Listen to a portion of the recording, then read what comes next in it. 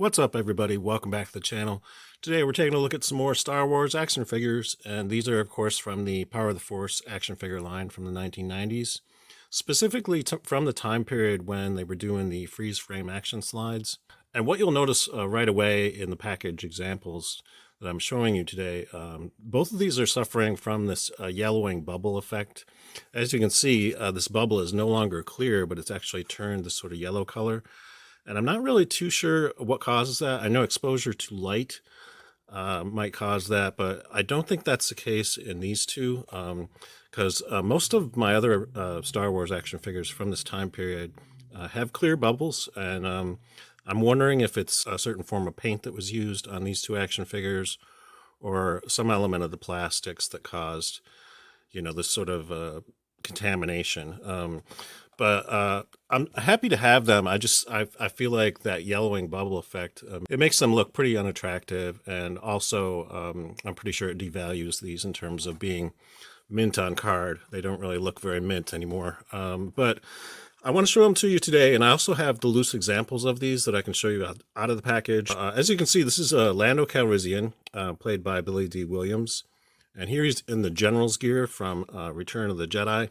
So for those of you who've seen that movie, you know that Lando flies in the Millennium Falcon and is sort of one of the leaders of the attack on the second Death Star. So very cool role for him in the third film. I very much like the fact that he had a redemption arc, that he wasn't just the sort of shady character that we saw in The Empire Strikes Back, that he actually plays a much more critical role in the Rebel Alliance towards the end of the film. So that's very cool. And then here you can see what the image looks like on the freeze frame action slide.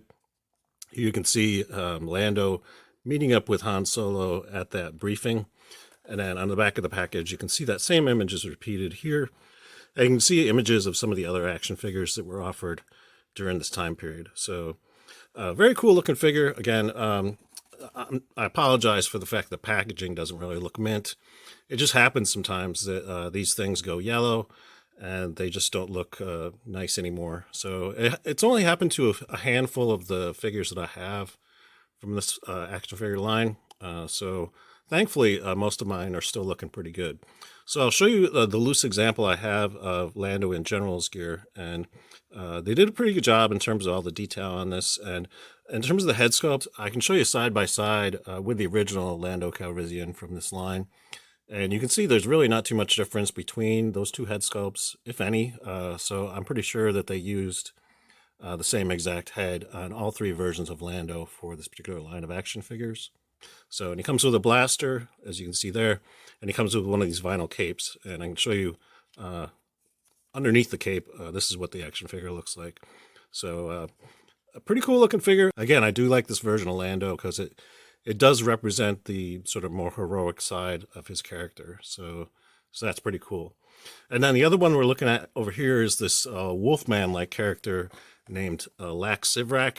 And this guy is one of the aliens that appears in the original film in the cantina. And you can see what the freeze frame action slide looks like on this one.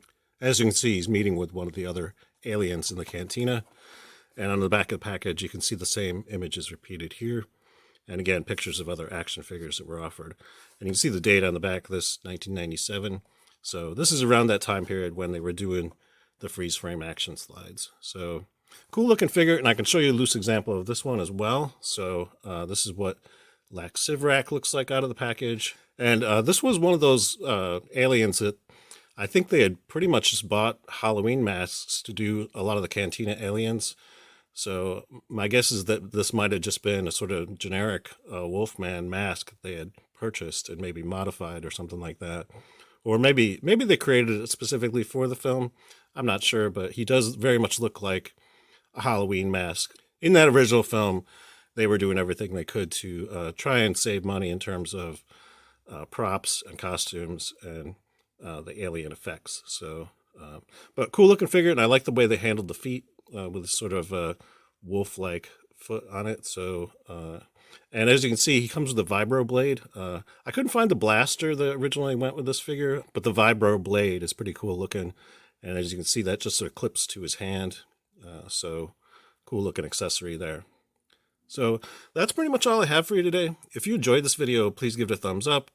And if you'd like to see more reviews of Star Wars action figures, vehicles, playsets, and so forth in the future, think about subscribing to my channel because I will be covering more of this kind of stuff in future videos. Until next time, I hope you're having a great day, and may the Force be with you. Thanks for watching.